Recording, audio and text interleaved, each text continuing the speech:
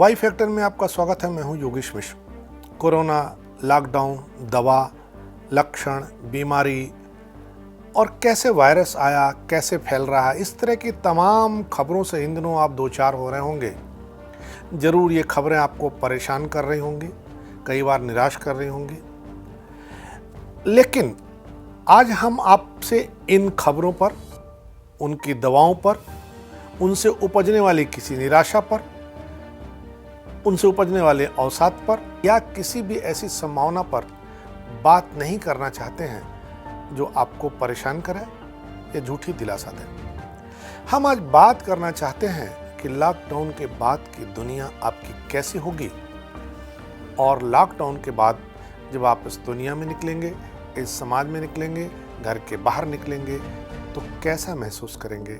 आज जब आप लॉकडाउन में घर में हैं, लॉकडाउन खुलने की उम्मीद है, तब आप अपने शहर के बारे में क्या सोच रहे हैं, इस पर ही हम गुफ्तगू करते हैं, इसी पर हम लोग बातचीत करते हैं। लॉकडाउन के दौरान आप में बहुत से विचार आए होंगे, आपने अपने आचार व्यवहार में बहुत से परिवर्तन किए होंगे। घर में बंद रहने के दौरान आपने ज़रूर सोचा होगा कि लॉकडाउन के दौर में काश अपने शहर को खुद देख पाते। कुछ मुट्ठी भर लोगों को यह सुविधा और सौभाग्य मैसर भी हुआ होगा। जिन लोगों को यह अवसर नहीं मिला होगा वे मन महसूस कर रह गए होंगे। जिनको मिला होगा उनके लिए 2-4 दिन तो सन्नाटा बुनता शहर, एकदम खाली पड़ी काली रपटीली सड़कें, भीड़ भाड़ से मुक्ति ने खूब लुत्फ दिया होगा। पर बाद में यह सब भी उन्हें काटने दौड़ने लगे होंगे। हम आपको आपके लॉकडाउन के शहर के कुछ मंजर से रूबरू कराते हैं। ऊर्जा से भरे युवाओं के दल, ठिठोली करती युवतियों का गोल, सुबह शाम टहलने को जुटते लोग, फेरी वाले, सब कुछ अदृश्य हैं। अगर आपको बाहर निकलने का अवसर हाथ लगता तो ये दृश्य एक पल को आपकी आंखों के सामने जीवंत हो उठते, पर पल भर में ही जाने कब और जाने क्यों वे अदृश्य हो जाते। यदि आपके शहर के बीच से कोई नदी गुजरती हो तो आजकल उसकी हिलोरें सुनी जा सकती हैं। अलसाई दोपहरी में वह उनीदी नहीं रहती, कल कल करके बहती रहती है। पानी के ऊपरी सतह से नदी की तलहटी दिखती है। शिक्षण संस्थान गुमसुम है, बेतकल्लुफ बैठकें स्थगित हैं, धुएं से दम नहीं घुटता है। शहर सन्नाटे को जी रहा है, उसकी गति पर विराम लग गया है। मेट्रो की लयबद्ध ध्वनि बंद है, लेकिन इतना तो ज़रूर है कि आप घर में बैठे एहसास कर सकते हैं कि हवा साफ़ हो गई है, सांस लेना आसान हो गया है, आकाश अच्छा लगने लगा है, आसमान साफ और नीला दिखने लगा है। जबकि लॉकडाउन से पहले शहरों में यह हमेशा भूरा दिखता था। आकाश की नीलिमा के आनंद का आनंद है। चिड़िया इतना मीठा बोलती हैं कि उसकी चहचहाट में गूंजते संगीत में उतराया डूबा जा सकता है।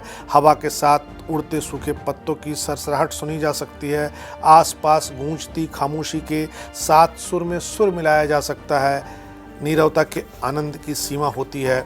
शोर न हो सही, लेकिन जीवंतता की अनुभूति तो होनी ही चाहिए। इस बदलाव का लुत्फ भी है, दुश्वारी भी है, लेकिन इस चुप्पी से नए संवाद के जन्म लेने की उम्मीद तो की ही जानी चाहिए।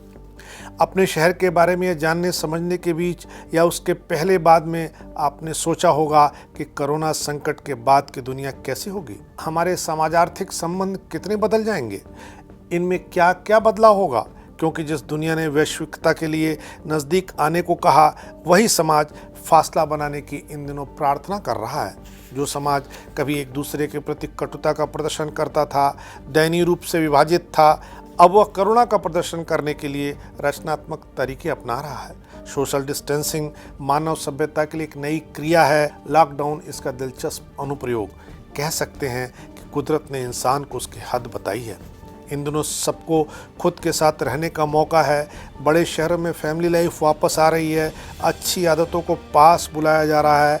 बिना वजह एक दूसरे का हाल चाल पूछने की आदत, दोस्तों को, रिश्तेदारों को, घर वालों को समझने की आदत, उन लोगों द्वारा आपको समझने की आदत, सूर्योदय और सूर्यास्त देखने की आदत, आत्मनिर्भर बनने की आदत, जीने से अधिक जिंदा रहने की चुनौती स्वीकार करने की आदत, एक दूसरे के लिए भावनात्मक सहारा बनने की आदत, हाथ धोने की आदत, साफ सफाई की आदत, मास्क और सैनिटाइजर के इस्तेमाल की आदत, यह आगे कायम रही तो वायरल और मौसमी बीमारियों के प्रकोप से निजात पाया जा सकता है, कमी लाई जा सकती है।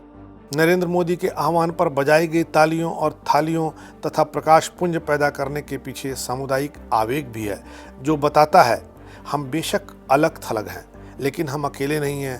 तालियों के छोटे स्वरों ने आपस में जुड़कर कोलाहल रचा होगा। लॉकडाउन के बाद हर किसी को अपनी ज़िंदगी समझ में आ जाएगी।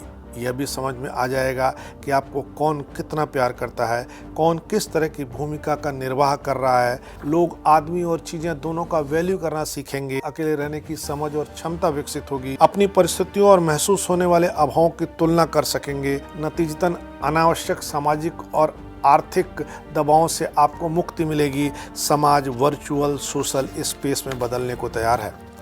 लोग ऑनलाइन मीडिया की ओर रुख कर रहे हैं। नतीजतन हम एक ऐसे समाज में बदलते जाएंगे जहां सीधा संवाद लगभग खत्म हो जाएगा। दुनिया की डिजिटल निर्भरता बढ़ेगी। ऑनलाइन शिक्षा का दौर शुरू होगा। वर्क फ्रॉम होम का चलन तेज होगा। नौकरियां जाएंगी, वेतन में कटौती होगी, अर्थव्यवस्था में मंदी आएगी, आपकी जेब ढीली होगी।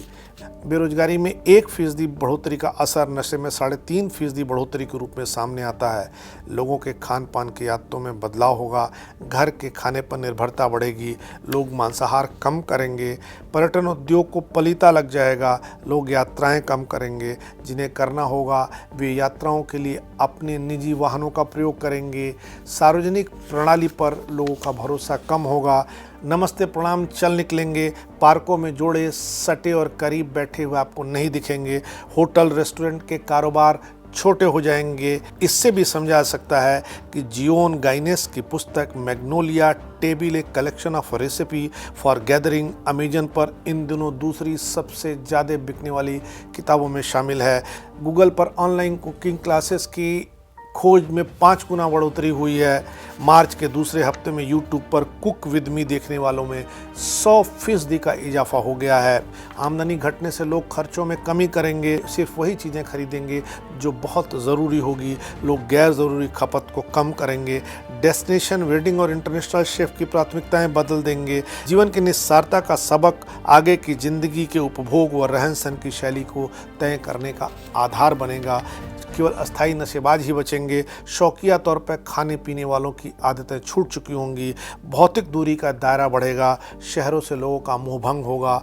लॉकडाउन के बाद भूखे प्यासे मजदूर जो गांव लौट चुके हैं, उनकी बड़ी संख्या रोजगार के लिए अब शहरों की ओर नहीं लौटने वाली है। असंगठित क्षेत्र के 40 करोड़ लोग गरीबी के दायरे में आ जाएंगे। इस साल के शुरुआती 3 महीनों में फिक्स एसेट में निवेश पिछले साल की तुलना में 16.1% गिरा है। रिवर्स माइग्रेशन का दौर शुरू होगा। By Spanish a brief history of human kind के लेखक इतिहासकार युवाल ओहान हरारी का कहना है कि हमारे पास 2 विकल्प हो सकते हैं। इस संकट का सामना हम राष्ट्रवादी अलगाव से करें या फिर वैश्विक साझेदारी और एकजुटता प्रदर्शित करते हुए। यह भी तय करेगा कि आने वाली हमारी दुनिया कैसी होगी। वैश्विक तबाही और इसमें चीन की भूमिका को देखते हुए चीन के सामानों की मांग नहीं रह जाएगी। इम्यूनिटी पासपोर्ट का दौर शुरू हो सकता है। चिकित्सा के पेशे से जुड़े लोग अपनी खोई गरिमा को वापस पाने में कामयाब होंगे। कूड़ा उठाने वालों के प्रति हमारे मन में सम्मान बढ़ेगा। यही नहीं, पुलिस को भी हम एक नए नज़रिए से देखने के आदी हो जाएंगे। उम्र के बढ़ते जाने के साथ व्यक्ति का संसार सिकुड़ता जाता है। उम्र के साथ वह अनिच्छापूर्वक सिमटते चले गए। शहर से मोहल्ला, गली, उसके बाद घर, आंगन और अंत में कमरे तक पहुंच जाता है। पर नए बच्चों के लिए सिमटना ठीक नहीं है। उन्हें विस्तार चाहिए, अनंत विस्तार चाहिए, क्योंकि उनकी ज़िंदगी में बहुत सा समय शेष होता है। आजकल आप घरों में हैं, आप ये मान के चलिए घर में ज़िंदगी ठहर नहीं जाती। घर में ही ज़िंदगी आगे बढ़ने के रास्ते ढूंढती है। घर में यह रास्ता मिलता है, पर घर से रास्ता निकालने के लिए ज़रूरी है कि घर में, या यूँ कहें कि आपके घर के हर कमरे में एक खिड़की होनी ही चाहिए। घर में सही दिशा में खुलने वाली खिड़की हो तो लगता है जीवन है, सब कुछ चल रहा है और जीवन में गति बनी हुई है। चाहे वह खिड़की बंद ही क्यों न हो। देखना है लॉकडाउन के दौर में घरों में कैद और अंदर बाहर करने वाले समाज ने अपनी ज़िंदगी में, अपने घरों में, अपनी प्राथमिकताओं में, अपनी ज़रूरतों में खिड़की बनाई है कि नहीं बनाई है, और जो खिड़की बनाई है उसे लगा कहाँ रखी है, वो खिड़की खुली हुई है या बंद है। इसी पर आने वाली दुनिया में लोगों के रिश्ते तय होंगे। इस बार इतना ही, अगली बार फिर मिलेंगे किसी नए सवाल पर नए ढंग से बात करने के लिए। तब तक के लिए नमस्कार। Y factor with Yogesh Mishra.